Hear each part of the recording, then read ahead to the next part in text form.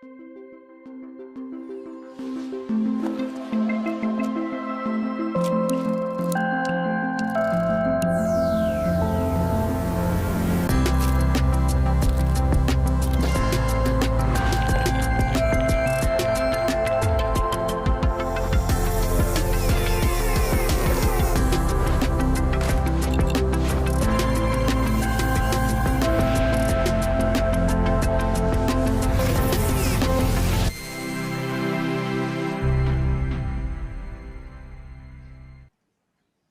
everybody and welcome to Adobe Live. My name is Flynn. We'd like to begin by acknowledging the traditional owners of the land in which we meet today. We'd also like to pay our respects to elders past, present and emerging.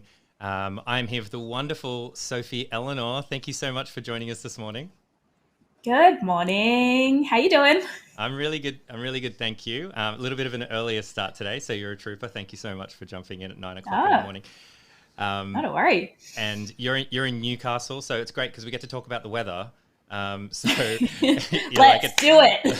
You're like it's overcast and raining over there, and I'm down here in Sydney, a little bit down south. So I'm wondering if the rain's going to come in and hit me during the stream. We'll see. Yeah, I definitely think it's headed your way. It was bucketing down this morning. Well, I'm glad I'm inside and hanging out with you and everybody in chat. Great to see you all here. My buddy Jesus Ramirez is in there. Great to see you, Jesus, mate. It is very lovely to see your face. Sam Festus is here. Johanna is here looking after us, helping us field the questions and things like that. If you do have questions, behance.net/live is the chat that we're using today. So if you're watching on YouTube, jump over, say hello. Let us know where you're from. Mercurial is here as well. Umacorn is here. Great to see you again. Christine, Brennan, Nikita, Barry Spencer's back. Great questions last time, Barry, and great comments as well. So thank you so much for jumping in and saying hello. So here we are at part 2 of two-part series. Yeah. And yesterday did a bit of Illustrator planning. We'll do a bit of recap in a second. A little bit of Illustrator planning, which I really like. So we're gonna show you very quickly, if you missed it, what Sophie did to bring everything into After Effects. A very cool little tip and trick there. But yeah, we don't have a lot of time, do we? So maybe we should jump in. Let's dive in. Let's do it. Let's do it. Okay, jumping over to your screen now, and you have Illustrator set up. Perfect. Yes. You're pro. So it's almost like we've done this before. I know, right? Well planned. So this was the Illustrator file that we spent all of, 5 minutes maybe setting up on Tuesday morning. And basically what I did, I didn't even do any hand lettering. This is all very cheeky kind of shortcuts for the purpose of this animation. I've literally just taken a pre-existing typeface and I have chosen one specifically that has a light version and a heavy version. And I've kind of used those as the spines for my animation. So you can see in the layers here, if I just switch that off, I've got all of my my light version sitting on separate layers here. And then because planning ahead, I had kind of known that what I wanted to do with this was to expand the letters. And rather than trying to guess where the outlines of them should go, my lovely type designer, Susanna Lico from Me Grey Fonts, has already created this for me, and let's not double the workload. So I've just kind of taken her heavyweight as a guide. And that's pretty much all we did in Illustrator. I think we also did some really, really minor tidying up of anchor points, but that was pretty minimal, to be honest. And then we jumped over into After Effects and started having a bit of a play. So this is where we got to on Tuesday. If I just run this through, we've got our belly kind of expanding, contracting. For some reason, ELLY turns on the B, kicks them out. And then we kind of have started creating this little spoonerism here. So we're going from belly jeans to jelly beans, which I think is just really cute, kind of like play on words. It's really cool. And I mentioned just before we went live that I didn't know what a spoonerism was until you mentioned it on Tuesday, which is really cool. Yes, yeah. So I think I was telling you that, like, you know, being a bit of a type dork, I'm just obsessed with any type of wordplay. So whether it's like puns or like double entendre or ambigrams or any of that kind of thing, I'm just really into it because I just think it's playful and lovely. But spoonerisms, I actually found out about when I was a really little kid. When I was, I don't know, probably 5 or 6 years old, my dad used to read me this book as a kid. It was called, I think it was called like One Odd Old Owl. Okay. And it was about all these different birds that live together in the one tree. And whenever he got to the section about hummingbirds, he would call them bumming herds. And I just thought it was the funniest thing I'd ever heard. Like, I would wet my pants laughing anytime we got to the hummingbird section because I'm like, oh, here it comes. Like, he would have loved that. Oh my God, it's such a dad-like thing to do. Oh I know. But I just, like, I don't know, there's just so much joy and delight in like switching that up and having it turn into some other meaning altogether. Mm-hmm. I'm not 100% clear on like the etymology of Spoonerism. I think it was named after a guy, Reverend Spooner or something, who probably just did it as like a slip of the tongue. You know, got his words jumbled and then it became a thing. And the rest is history. Yeah. But I'm particularly tickled when the Spoonerism turns into another 2 sets of words, because often it's just gibberish. You pickled tink. I get it. Pickled tink. I love that. So this is where we're at. We've got belly jeans, jelly beans. Now, I was looking at this last night and just kind of going, oh no, I've created some huge problems for myself here. The first being this enormous spacing issue between the J and the E here. This is not one word. At the moment, this is reading as J-L-E, beans, which is not what we want. And also the B is kind of sitting a little bit too tight there. So we've got a few things to clean up. A little bit of housekeeping, I think, is probably a good place to start. Sure. I was also looking at this and wondering maybe if we can like add a bit more narrative into what's happening here. I talk a lot about anthropomorphizing my letterforms, which is kind of a weird thing to do, but I think it makes for an interesting animation. Mm-hmm. Yeah. So what I want to do, I'm like, why did the ELLY turn on the B? What could the B possibly have done? I need closure. And so I need to get to the bottom of this. So what I'm thinking is, if maybe the letters all kind of get fat together, but then ELLY trims down on its own and B stays fat. Right. And that's where the division is. Mm. So what I'm going to do to kind of play that out is I'm going to, so these keyframes here are where the B is changing. So if I just kind of shuffle that along, and now the other letters are getting skinny before the B. So now we've kind of got this, we've created like a bit of a,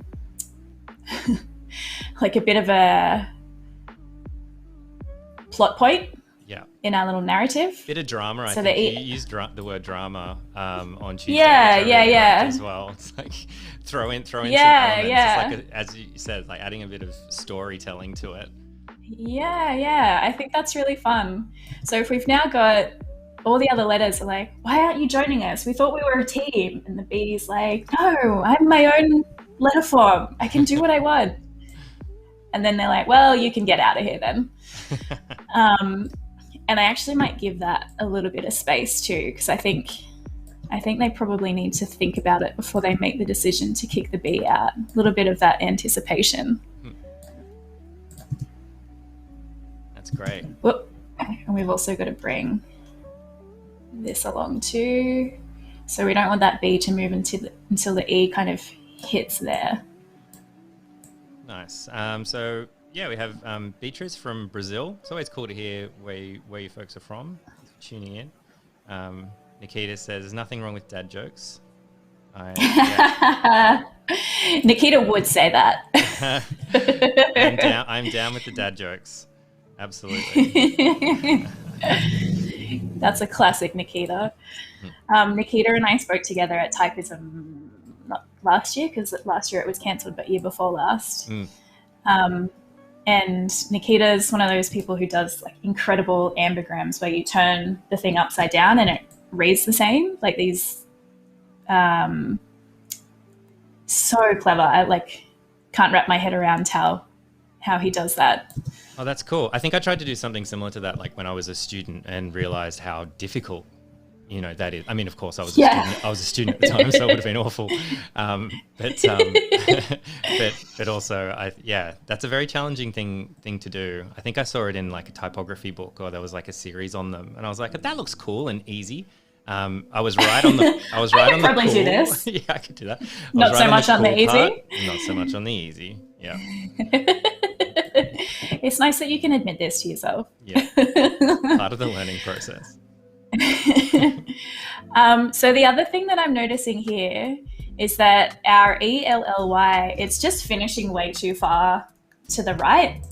So I'm actually, rather than trying to adjust the existing keyframes, I'm just going to select those and delete them. And I'm going to, while I have all of these ELLY characters selected, I'm going to just adjust my movements based off where the J lands, if that makes sense. Mm-hmm. So we've got, at the moment, this is our starting position. They kind of move to the right in anticipation. They rush to the left to kick the B out. And then what we should have is a bit of that kind of bouncing back and forth as they kind of resettle into their final sort of position. And again, we're just making those increments smaller and smaller as we go. And I might even just grab that last one and let it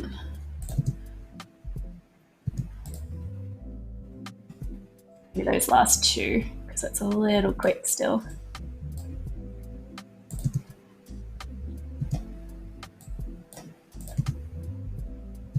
So I feel like a lot of my time when I'm animating is just spent playing the same 2 seconds over and over and over again, and just going, okay, what's not working? What's not working? Why does this not feel right? How do I fix this? So we've kind of lessened the giant kerning issue we had previously, but there is still a little bit too much space there. I don't want to bring this portion of the word any further to the left, though. What I want to do is bring the J over to the right, just a smidge. Is that because you're trying to think about looping the animation? You want like a big chunk of it? Yeah, okay. And also just trying to keep the kind of action centered on the screen. If we had other things going on, we probably wouldn't need to worry about that so much. But because this entire thing is just the text, we do need to sort of keep that nice and centered. So what I've just done here with looking at my character J, previously in the position attribute, I just had the X and Y moving together as one, but I actually want the J to move, so it's doing that vertical hop, but I actually kind of want it to bounce to the right a little bit as well.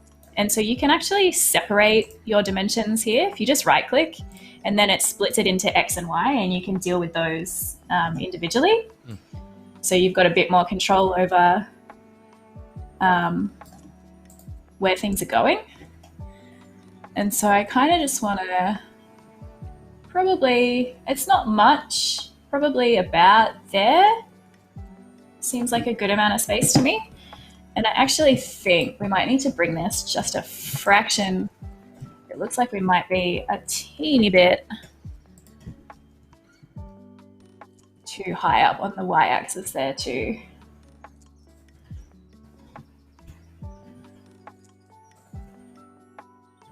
But you can see it kind of, and you can also see in the, if you can notice that sort of dark blue, that's the line of our path that's going on there. You can see that there's now a bit of movement on the x-axis as well as the y. So I think we've kind of resolved our enormous kerning issue that we previously had. So jelly's looking roughly in the middle.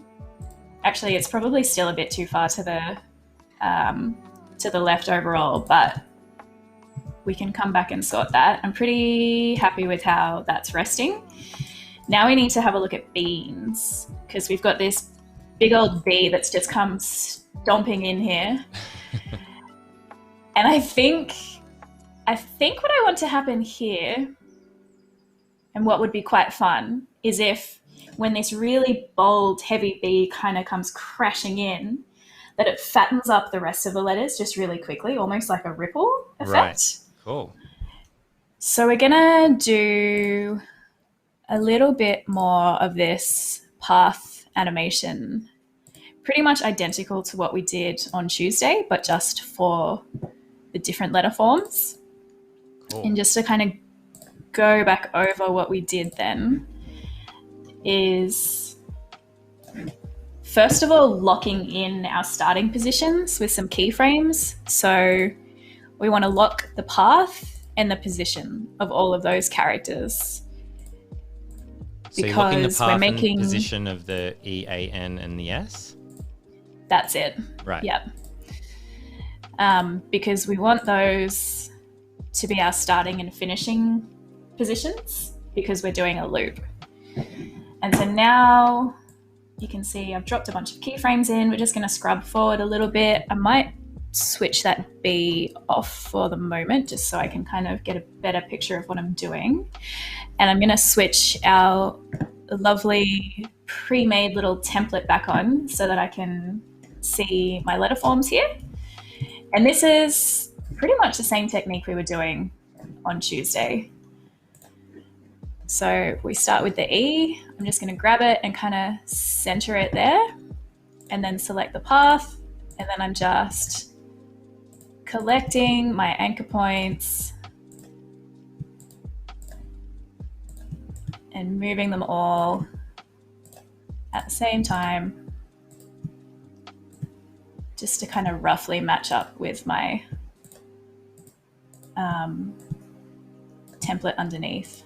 Yeah, and this is I mentioned it before, but this is something I think is really, really cool. Like getting to this point where you've done the more, not all of the creative work, but you've done a big chunk of the creative work by planning what you're going to animate. Exactly. And having this this letter form ready to go. So it would take probably, I would imagine, quite a long time and a lot of trial and error to try to, if you started with a font that only had one weight, for example, and then you're in After Effects and you're like, I want these to expand out in a way that looks pleasing to, particularly designers or anyone that's going to say that kerning's off and X height is wrong, whatever. So I really like this planning aspect, and something like that. We should always consider. Totally. I should also say too, like if the reason why I kind of spend a bit of time on this, like there are other ways you can stretch letter forms and objects and whatever else in After Effects with any Adobe project software. There's like a million different ways to do the same thing. Right.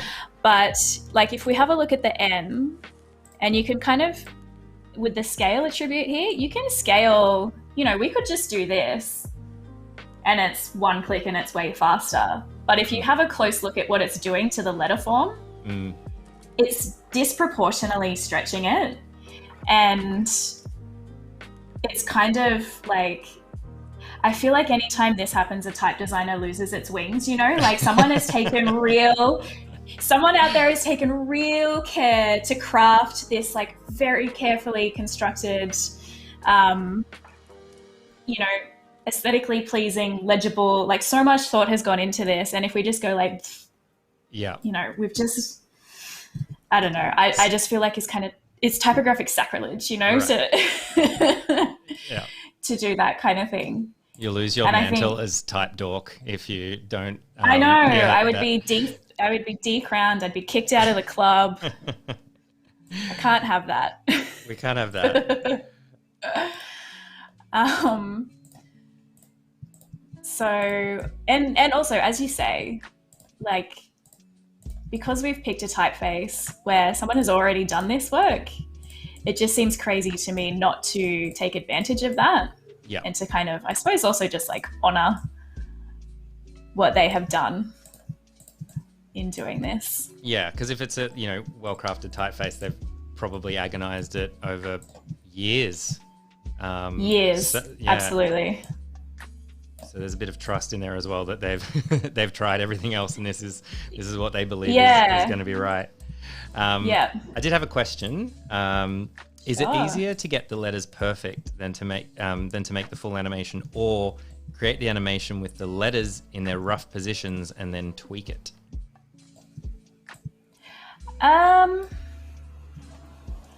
My general approach is to just rough it out first. Yeah.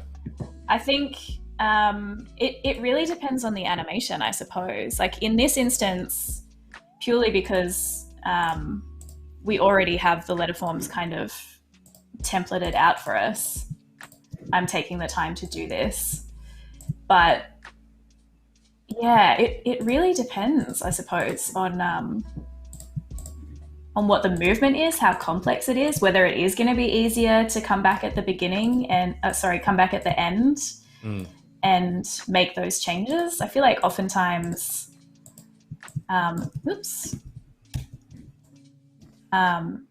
if you've spent God knows how long kind of, applying 1,000 different effects and filters and things, it may not be easier to come back and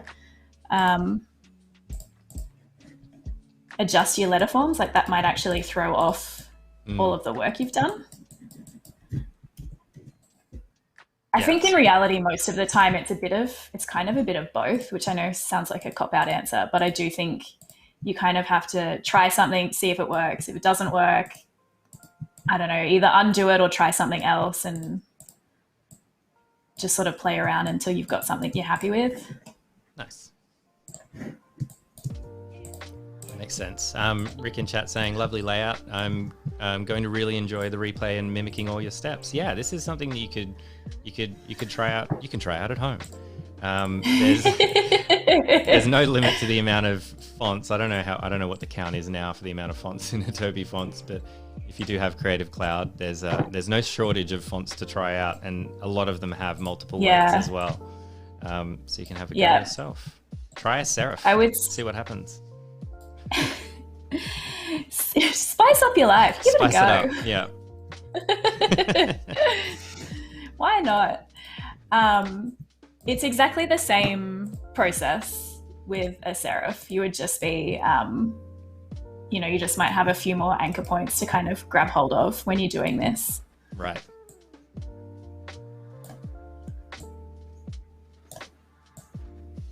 Now, this is going to look pretty wonky. Leave it on there. Our first pass. Oh my God. It's horrendous. It's like when you when you accidentally grab the wrong Bezier handle, except I've done this on purpose, so I can't even claim that. And your whole drawing just completely goes a bit nuts. Yep. I think this is a great instance of where having that underlying design as a template is very handy, because if you were trying to do this, without some kind of prior planning, an S is a really tricky, really complex, quite nuanced letter to draw. But we're kind of there. I think we're pretty good with that, I think. Yeah, if we didn't have the guide, the whole stream would just be how to draw an S in After Effects, and that'd probably be the 1 hour stream. We could easily spend an hour on how to draw an S.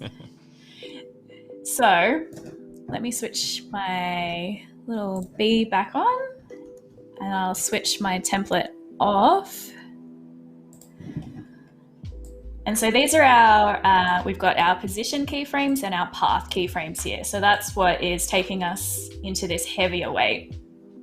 Now, obviously, this is kind of that roughing and refining thing I was talking about. We've roughed out what we want here pretty much, but obviously we now have some other issues in terms of spacing and timing. So I think if we start, let's start with the B, because we need to now bring that back a little bit. So our B position, that's the keyframe that we want right there, this little guy. And we just want to bring her back a little. And so we're still, no, that wasn't far enough. Okay. We need to bring her back all the way here.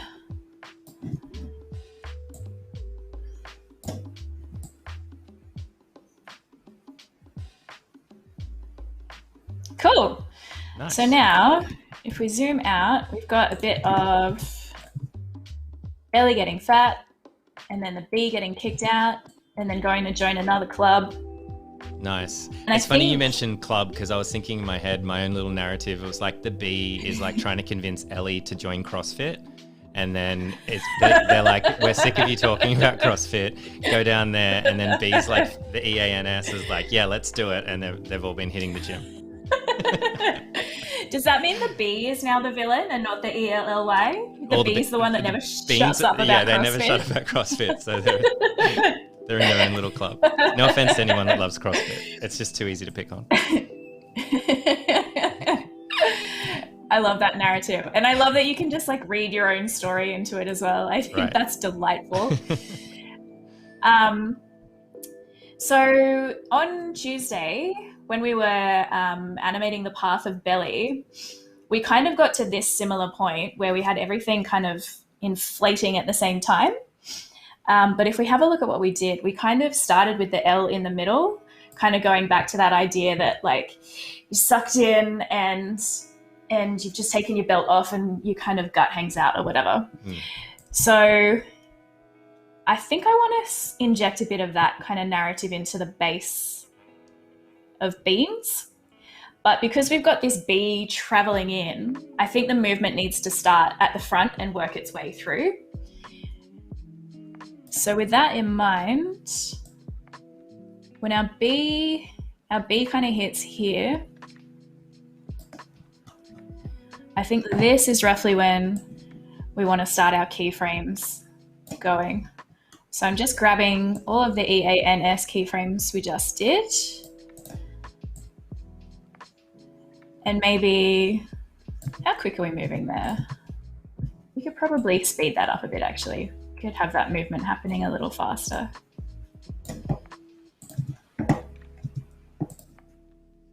Yeah, that's better.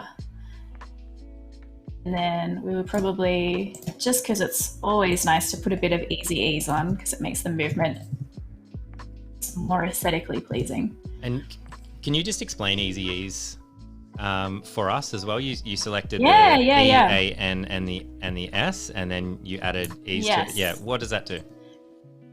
So if I undo that, it might be kind of, you kind of got to watch pretty closely to see the difference, but you will notice it. So this is with no easing. And actually, if I go into our graph editor here, actually that's a bad example. Let's try this one. You can see here that the movement is going in a linear direction. Right. And when we start moving to when we finish moving, it's all going at exactly the same speed. But when we put some ease on that and have a look at it now, we've got this lovely curve here. We've got a bit of an S curve happening, which means that the movement will be slower at the beginning, faster in the middle, and then slower at the end. So it's that easing in and out. And if we have a look at, so this is no ease, and it's just like kind of... It's just there. It just starts and it's just finishes, but it's fine. You know, it happens. It's all good. But when we chuck ease on, now we're cooking. Now we've got something that we can like write home about, you know? Nice. So I might actually bring these back a little, and maybe let's go 3 keyframes.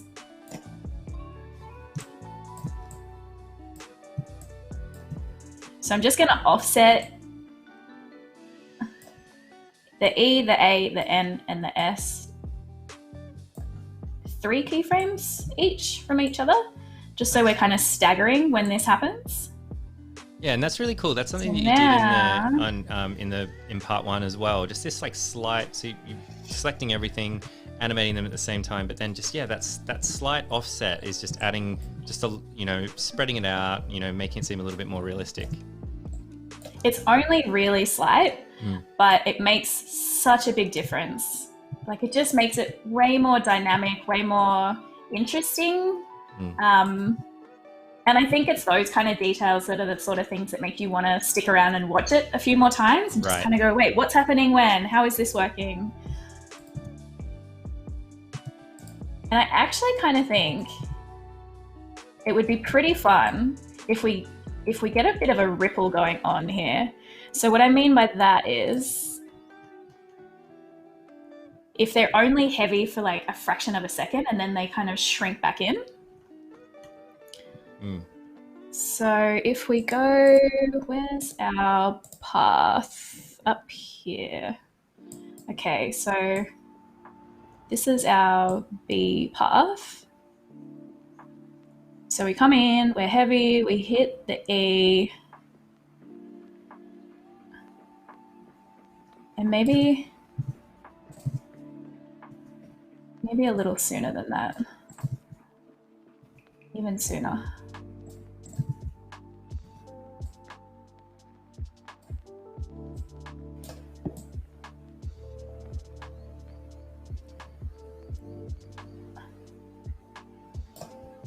So what I'm doing here now is I'm going to copy our starting position, our starting path rather, of the E. So just taking a copy of that keyframe, and I'm going to chuck it on the end here. So we kind of just go heavy and then thin again, and it's a bit of a sort of, I'm doing this. I can't find the words for what this movement is. I like it. I'm with you.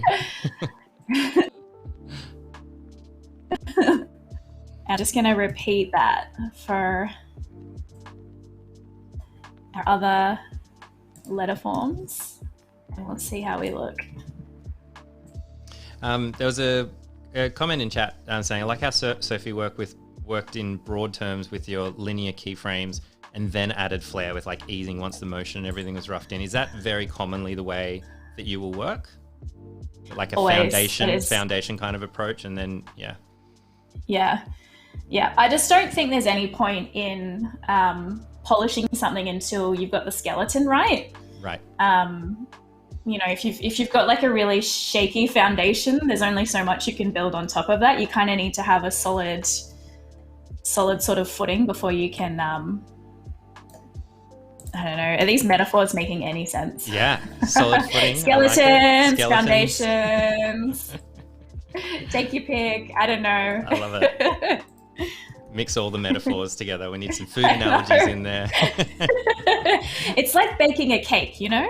I don't know. Is it? I think so. So now we've got this really, like, cool. I don't know. I'm kind of into this. Yeah. It happens very quick. I've now, however, created yet another kerning issue for myself. So let's just quickly go back up to the letter B. And where is our position? So we're looking here. We kind of we need it to be, actually, we probably need this even further over because we want to,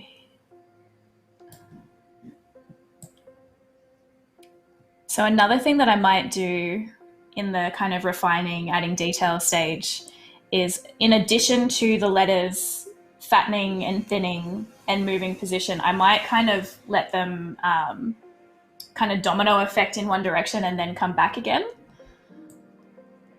Cool. Because at the moment they're sort of staying in one spot. That's interesting you mentioned that, because there was a comment in chat saying it's like Newton's cradle, the kinetic motion balls that bounce back and forth. Like yeah. Kind of thing, which is really interesting. That's that totally he mentioned what that is, isn't it? Yeah. I love that. That's a great analogy. So at this spot, we kind of want our B to be back here. Oh, and we've got this huge, big anchor point, Bezier, sorry, that we don't want.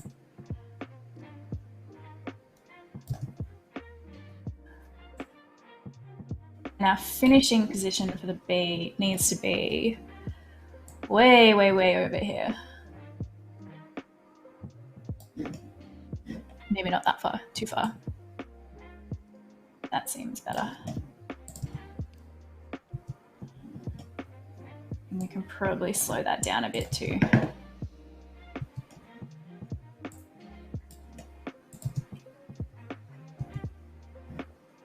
There was a comment earlier in chat about script fonts. Like, could you do it with a script font? What are your thoughts on script fonts? I've never found a way to use a script font successfwant Never, not even once? No, I've never thought it looked right.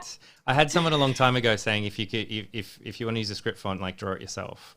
And I think it's always stuck in my head. Like, you know how you get like two of the E's in the same thing, but they look exactly the same. There's something a little bit, right? Talking about type sacrilege. Yeah. There are a lot of type designers who will, who, if they're making a script font that's supposed to look handwritten, that's absolutely a factor that they will take into account. And they'll do things like create contextual alternates, where if you do type two E's next to each other, they'll program it into the font so that the second E will swap out and be a different version, so that you do have that handwritten illusion. Yeah. Or like contextual, like ligatures and things. So if you've got an F next to a T, rather than having two awkward little crossbars, they'll make one character that's an FT and they'll have a lovely big crossbar going. Big line. Okay, cool. Yeah. So that's also a mark of a really good typeface. Right. Is if you're typing it out and you notice those things, you're like, okay, this person has thought about this. Yeah. And has made some adjustments so that when you do type with it, you've got that kind of, you know, human kind of handmade element to it. Ooh, I'll have to investigate some script fonts. I'll find a good type foundry that's made one and see how it goes. Yeah, definitely. So I'm reasonably happy with how things are sitting at the moment. So we've got a bit of a narrative. I don't know, the bee's kind of doing a funny movement here, but we can come back and refine that later. I'm just sort of roughly getting, and actually I think that blobbiness maybe happens a bit too quick. We could slow that down. We could exaggerate that drama a little, I think. Right. Which blobby bit are you talking about at the moment? When it gets down the bottom? No, it's cool. It's all blobby bits. There's so many blobby bits, I was talking about beans. So I think that kind of like expanding and contracting maybe happens a smidge too quickly. Although, I don't know, maybe not. Maybe it's okay. Actually, no, I've changed my mind. We're good. I like it. Forget I said that. You can edit that out, right? Yeah, easy. No, it's interesting, like, to hear you like kind of forward and backward on that as well. Like getting into the mindset of, you know, originally, you know, a second ago you thought, oh, maybe that's not quite right, but then you watch it and watch it and watch it, and you're like, actually, no, that is kind of 13 more times. Oh, jeez. Do you need to ever get up and kind of walk away, go for a walk, water your plants? Oh yeah. You know, iron your shirts. Yeah. I was telling Flynn before we came on, I couldn't find my iron, so I had to make do with my hair straightener. But don't look too closely, it's fine. I always do that, and I think that's kind of the way that I get through any kind of creative block. Is just like, if I'm stuck, I just gotta go away and do something else that's not design related for a minute. Yeah. And just let my brain kind of breathe and not think about it. And then when I come back with fresh eyes, almost always, my problems have been miraculously solved. Also, sleep is a pretty good is a pretty good kind of soul wall for most of my problems. Usually I'm very tired and I'm like, wait, am I bad at this or am I just tired? And usually I'm just tired. Yeah. So I think what we're going to do now that we've kind of got our lovely little jelly beans, belly jeans drama playing out in a way that's pretty fun. Going back to what we were talking about before about how can I make the aesthetics and the movement of the word exaggerate the word itself? I'm going to have a look at jelly and we're going to play around with the puppet tool. And honestly, this is one of the funnest tools to play with. You can do all sorts of things with it. It's this little guy up here, the puppet position pin tool. And literally, so I've got the J layer selected. Literally, you just go and stick a bunch of pins. Actually, let's space those out a little more evenly. You're just sticking a bunch of pins in your artwork. And it doesn't look like anything's happened yet, but you will notice we've now got an effects drop-down menu within our J. And if we kind of dig into that, we can see the puppet. And if we dig into that, there's a lot of digging involved before you actually get to where you're trying to go. But we now have all of these little keyframes here for each of these pins that I've just stuck in my letter. Right. And if I now go and kind of just one at a time, just ever so slightly move these pins. Look at this. I just love this so much. I think it's the funnest tool. And I'm just gonna kind of go in the reverse order a little bit to what we just did there.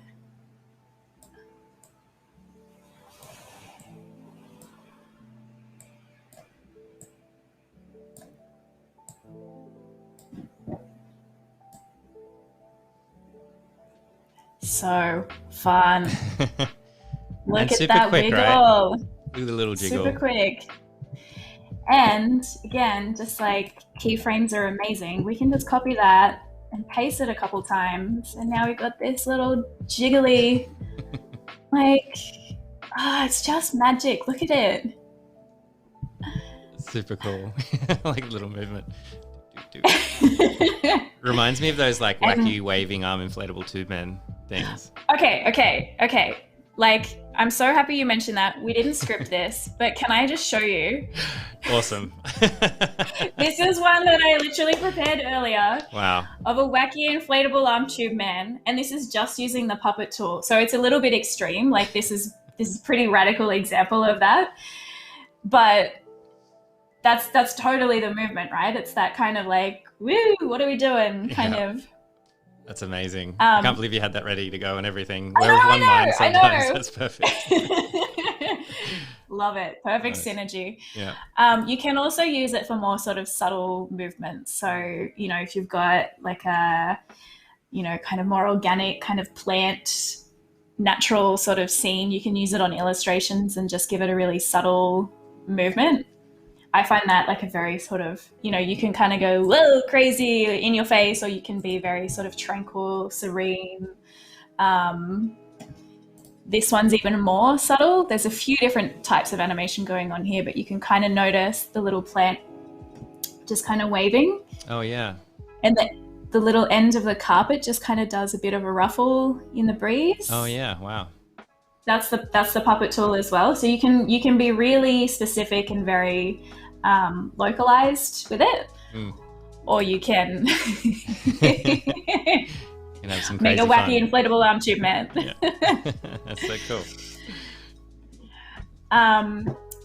And again, I'm just taking my starting point keyframes and chucking a copy of those at the end so that we return to our beginning. Nice.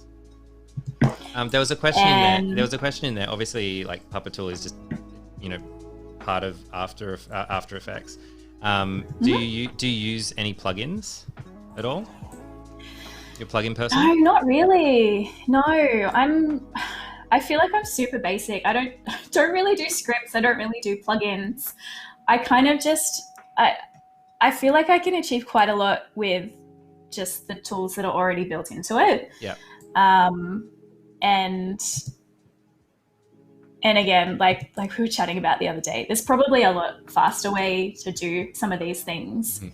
But I think it probably helps you understand how those work when you do it the long way around too. You kind of get a bit more understanding into why a certain thing does that, if that makes sense. Yeah, there's not a lot of shortcuts, I think, with those things. Like, I think it's really important, especially to go through the steps and make mistakes to understand like how you can achieve a really successful thing. Unfortunately, for all of us, there aren't really shortcuts. Like, I think, often if you have a plugin or a template that does shortcut that, as long as you understand what's happening behind the scenes and everything like that, I think that's absolutely perfectly good thing to do.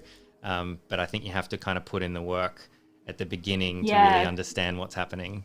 Or you can find yourself stuck thinking, what is going on if something goes wrong? Yeah. And if you don't have that grounding in kind of the bare bones of how that works, then when you do come across a problem, it's really hard to resolve it.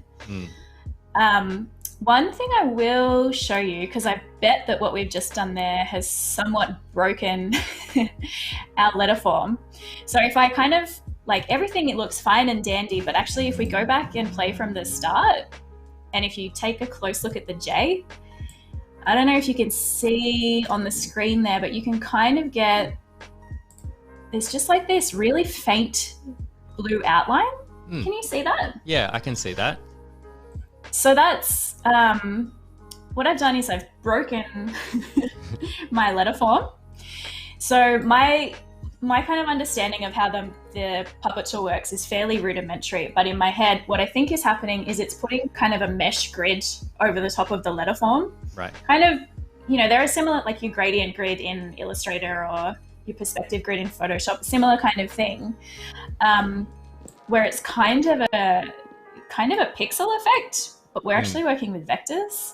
Right. And because we have gone and before we even got to the Puppet Tool, because we went and added, position keyframes and path keyframes, and we've done a whole bunch of other messing about with the attributes, it's kind of broken the letter a little bit. And I,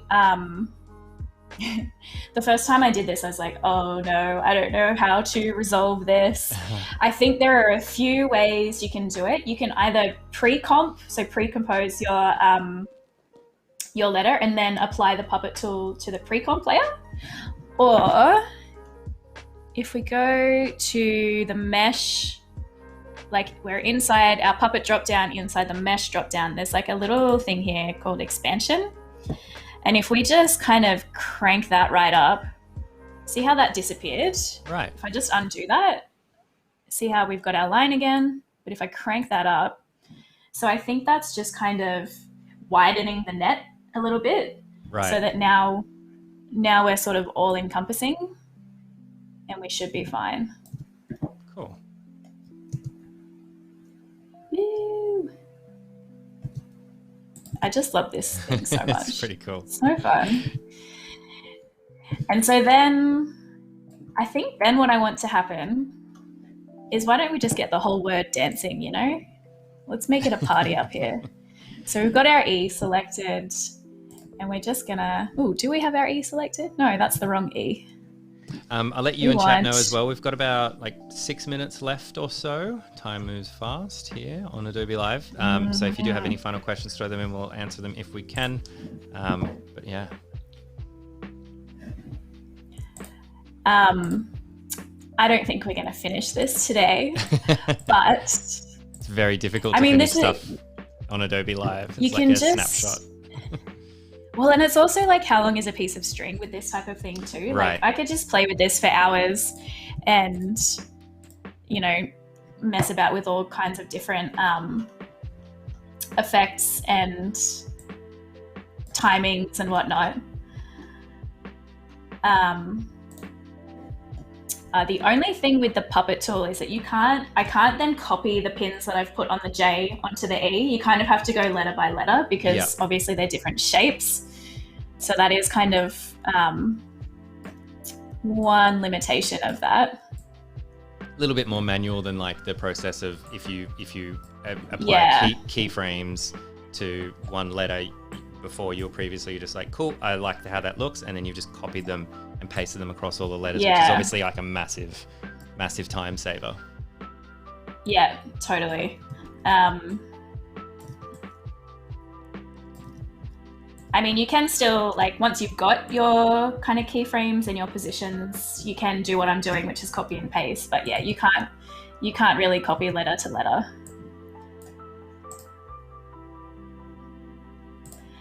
And I think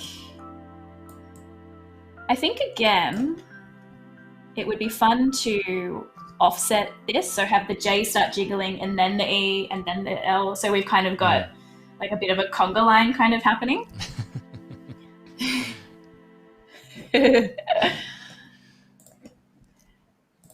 It's so much fun, honestly. Puppet tool. I love this because when we're chatting about what you were going to do this time on Adobe Live, we're chatting about the path animation and letters and everything. And I think every time we spoke about it, you're like, yeah, and hopefully if I can get some puppet tool in there, I'll get it in. And I really got the impression that you really wanted to show the puppet tool with type. And I'm glad we got there because it is very cool.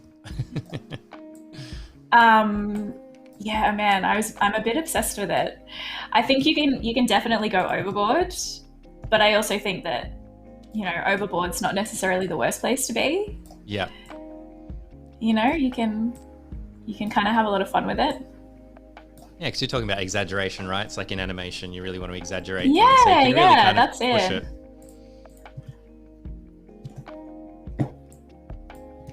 And then, so I'm also kind of in the back of my head thinking, how are we going to loop this? How are we going to get back to our starting position so that we've got this sort of infinitely looping animation? And I feel like we could, if we wanted to, just kind of go back the way we came. So sort of almost like a boomerang where you just kind of go in one direction, turn around and go straight back the other way. We could do that. I don't really like doing that with animations. I kind of feel like, you know, it's a looped animation, so you're gonna watch it 1,000 times in a row. You may as well make the start and the finish, you know, a different kind of story, a different narrative. Yeah. This is gonna sound like a bit of a weird story, but I also kind of have in the back of my head a bit of a Kurt Fearnley mentality, which so to try and cut a long story short-ish, my partner who works in radio was producing Kurt Fearnley one day, and they went for a walk to go get lunch. And on the way back, Kurt said, "Oh, do you mind if we just go a different way home? Or back to the office rather? Do you mind if we go a different way to the way we came?" He's like, "I just have this thing where I don't like to go the same way to different places." Yep. And it was such an offhand thing. But when Nick was telling me this story, I was just like, that feels almost profound to me to just, I don't know, let's not tread the ground we've already walked on. Let's go a different direction and see what else we can discover. Yeah. Yeah, I think it's a good thing. I've heard about that, like for like traveling to and from work as well. Like, you know, not necessarily just going the exact same way all the time. I think it helps just to keep things fresh. Yeah, and I think, I don't know, I don't necessarily think that I had kind of, I don't think I realized quite how much I internalized that philosophy too. Yeah, it stayed with you. In everything. Yeah.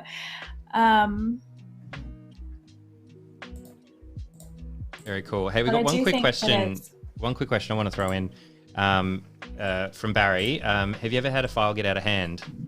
Like, for instance, Oh my once had a God. file with like 2,000 moving layers. Has that anything like that happened to you before? Not quite to that extent. 2000? It's Oh wild. my God. Oh my God. No, not to that scale.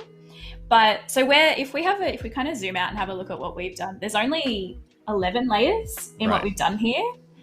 But I mean, we've got quite a few keyframes going on. Things are starting to get pretty dense. I would say that sometimes when I have less layers, it's almost more complicated for me because I've got 1,000 keyframes within one layer. And I'm like, hang on, what thing's doing what, and at what time do I need to offset from the other thing that it's supposed to line up with? And Yeah. um, So there we go. Hey, I don't know how to help someone who's good. I hate to interrupt, but maybe we can look at it the whole thing because we've got about 1 minute left. It's going pretty quick. Yeah, absolutely. So this is where we've got to. There it is. Oh, so cool. So cool. Absolutely. So I'm gonna think of an interesting way to return this to a loop that's a different way to the way we started, and then maybe I can share that online and we can show people the finished thing there. Absolutely, yeah. If you share it online, make sure you guys are following Sophie on Instagram. There's a link down in the bottom of the description, and I'm sure Johanna shared it in chat as well. Thank you so much for hanging out. Always have a blast doing Adobe Live with you. It's always so much fun, and thank you everybody for joining us in chat. Good times. I'm so happy to have done it, and yeah, thank you so much. We'll see you next time. Have a great day. Awesome. You too. Bye. Bye.